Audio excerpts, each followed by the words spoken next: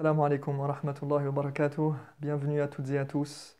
Je suis heureux de vous retrouver pour ce 9e hadith qui va nous parler des dettes et du jeûne. Alors, restez avec nous.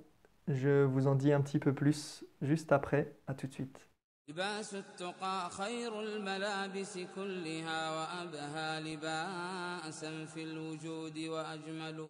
Le hadith que je vous propose de voir aujourd'hui pour ce 9e épisode de notre série sur les hadiths du prophète sallallahu alayhi wa sallam concernant le jeûne, c'est le hadith de Abdullah ibn Abbas radiyallahu anhuma. عن عبد الله بن عباس رضي الله عنهما قال: جاء رجل إلى النبي صلى الله عليه وسلم فقال: يا رسول الله إن أمي ماتت وعليها صوم شهر أفأقضيه عنها؟ فقال: لو كان على أمك دين أكنت قاضيه عنها؟ قال: نعم. قال: فدين الله أحق أن يقضى. وفي رواية: جاءت امرأة إلى رسول الله صلى الله عليه وسلم فقالت: يا رسول الله إن أمي ماتت وعليها صوم نذر أفأصوم عنها؟ فقال: أرأيت لو كان على أمك دين أكان ذلك يؤدي عنها؟ قالت: نعم. قال: فصومي عن أمك. Ce 9e hadith, c'est le hadith d'Ibn Abbas. Ibn Abbas radiyallahu anhuma rapporte qu'un homme est venu demander au prophète sallallahu alayhi wa sallam. Il lui a dit: ô messager d'Allah, ma mère est décédée et il lui restait un mois entier à jeûner. Devrais-je jeûner à sa place? Alors le prophète sallallahu alayhi wa sallam lui dit: si elle avait une dette, est-ce que tu la rembourserais?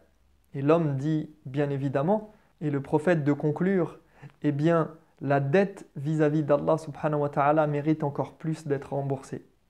Et on a une version du hadith où cette fois c'est une femme qui vient poser la même question et qui demande au prophète sallallahu alayhi wa sallam si elle doit jeûner à la place de sa mère qui est décédée et qui avait une dette de jeûne dite nazr, c'est-à-dire qu'elle s'est imposée à elle-même, elle a fait le vœu de jeûner. Et le prophète sallallahu alayhi wa sallam lui a posé la même question et lui a dit: est-ce que si elle avait une dette, tu la rembourserais? Elle a dit oui. Et il lui a dit: jeûne à sa place. Alors la question juridique qui se manifeste ici, comme vous pouvez l'imaginer, c'est la suivante. Est-il permis de rembourser la dette de jeûne de quelqu'un qui est mort? Ce qu'il faut savoir avant toute chose, c'est que dans la religion, la base, c'est que l'adoration doit être accomplie par la personne elle-même. Chacun doit faire ses adorations, les adorations qui lui incombent, et on ne peut pas faire une adoration à la place de quelqu'un, excepté s'il y a un texte qui indique que c'est permis, comme c'est le cas par exemple pour le pèlerinage. Pour le pèlerinage, on sait que plusieurs fois des personnes sont venues voir le prophète sallallahu alayhi wa sallam pour demander s'il pouvait faire le pèlerinage à la place de telle ou telle personne, et le prophète sallallahu alayhi wa sallam a accepté. En ce qui concerne le jeûne, l'imam Ahmad considère que ceci est strictement réservé aux jeûnes qui rentrent dans le cadre du nazr, du vœu. Donc c'est-à-dire quelqu'un qui a pris un engagement devant Allah subhanahu wa ta'ala de jeûner un jour, 2 jours, voire un mois ou plusieurs mois. Donc dans ce cas précis, si la personne elle a fait le vœu de jeûner et qu'elle est morte et qu'elle n'a pas pu remplir son contrat vis-à-vis d'Allah subhanahu wa ta'ala, l'imam Ahmad dit: là, on a le droit de jeûner à sa place. Il se base notamment sur la version du hadith où la femme est venue voir le prophète sallallahu alayhi wa sallam et elle a dit: ma mère avait du jeûne qu'elle s'était imposé à elle-même. Donc, pour l'imam Ahmad, c'est seulement lorsque quelqu'un qui est mort a une dette de jeûne dont il a fait vœu devant Allah qu'on peut jeûner à sa place. Mais pour la majorité des savants, et c'est ce qui semble le plus correct, incha'Allah ta'ala, c'est que cela englobe toute forme de jeûne, que ce soit Nazr, Ramadan ou autre. D'après ce hadith-là, mais également d'après le hadith de Aïcha, où le prophète sallallahu alayhi wa sallam a dit: Man mata wa alayhi siyam, sama anhu waliyuhu. Il dit quand quelqu'un meurt et a une dette de jeûne, ce sont ses proches qui jeûnent à sa place. Et ici, waliyuhu, al-wali, c'est le proche parent, l'ami intime, la personne qui aime cette autre personne ou toute autre personne qui voudrait faire don de ce jeûne à cette personne-là. Donc on retiendra qu'il est permis de jeûner pour quelqu'un qui est mort, quelle que soit sa dette de jeûne, mais à condition, et ça c'est une condition très importante qu'il faut retenir, à condition que la personne avait eu la possibilité de rattraper son jeûne ou de faire son jeûne, mais qu'elle a laissé le temps passer et qu'elle est décédée. C'est-à-dire que, par exemple, un malade qui n'aurait pas pu jeûner pendant Ramadan et qui meurt pendant Ramadan, eh bien, il n'a pas eu le temps encore, on ne lui a pas laissé l'occasion de pouvoir rattraper sa dette, il n'est pas redevable de ce jeûne. La même chose, quelqu'un qui n'aurait pas pu jeûner, par exemple, et qui meurt le premier jour de Shawwal, eh bien, il n'a pas eu le temps de jeûner et de rattraper son jeûne. Dans ce cas-là, on ne peut pas jeûner à sa place. Par contre, quelqu'un qui aurait des jeûnes à rattraper ou des jours de jeûne qu'il devait faire en tant que vœu qu'il s'est imposé à lui-même, et il a laissé le temps passer, il n'a pas pu le faire, il ne l'a pas fait volontairement ou pour une raison ou une autre, et bien là, dans ce cas, lorsqu'il meurt, on peut rembourser sa dette. La leçon du jour que j'aimerais partager avec vous aujourd'hui, dans ce hadith, c'est le lien entre la compréhension et l'action. Parfois, et même très souvent, on a besoin de comprendre pour agir de manière plus sereine. Le prophète sallallahu alayhi wa sallam ici a utilisé l'analogie pour faire comprendre la logique de la réponse avant même de répondre à la personne.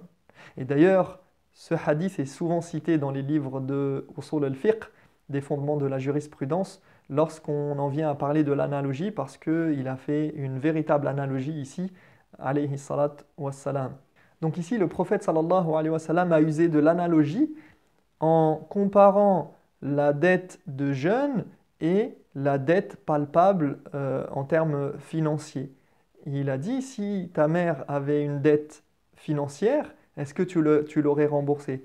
Eh bien donc, la dette de jeûne, elle doit être remboursée également. Et donc, il a fait une comparaison entre ces deux types de dettes en comparant la dette envers les hommes et la dette vis-à-vis d'Allah subhanahu wa ta'ala. Et il a répondu de cette manière alors qu'il aurait très bien pu se passer de faire cette analogie. Il aurait pu très bien dire, oui, effectivement, tu dois rembourser cette dette, sans aller plus loin. Mais non, il a parlé de cette manière afin d'apaiser la personne, bien que la personne était déjà dans une position où elle venait interroger le prophète alayhi salatu wassalam, comme si elle voulait peut-être rembourser cette dette. Mais pour éviter tout doute et pour apaiser tout le monde dans sa réponse, eh bien, il a usé de ce procédé d'analogie dans sa réponse.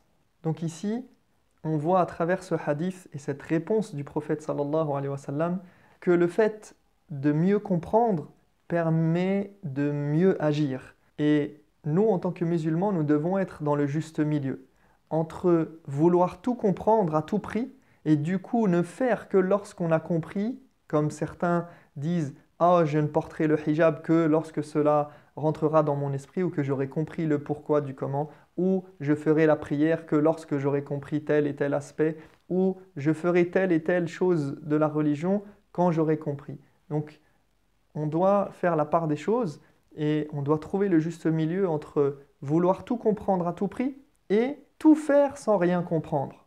Allah subhanahu wa ta'ala, dans Surat al-Fatiha, à la fin, dans l'invocation que nous disons, que nous répétons plusieurs fois par jour, nous disons « Ô Allah, guide-nous sur le droit chemin ».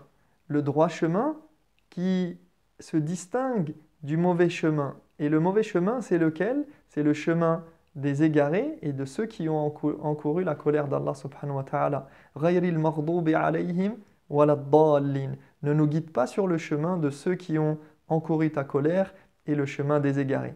Et nous savons que ceux qui ont encouru la colère d'Allah subhanahu wa ta'ala, ce sont ceux qui avaient des connaissances, mais qui ne les ont pas mises en pratique. Et à l'inverse, les égarés, ce sont ceux qui mettaient en pratique sans avoir de connaissances. Donc nous, en tant que croyants, nous devons allier la compréhension à la pratique, la compréhension à la soumission pour rendre notre adoration encore meilleure et encore plus aboutie. Je vous laisse sur cette leçon et je vous dis à très bientôt pour un nouveau hadith et de nouvelles sagesses. والسلام عليكم ورحمة الله وبركاته. فما أحسن التقوى وأهدى سبيلها بها ينفع الإنسان ما كان يعمل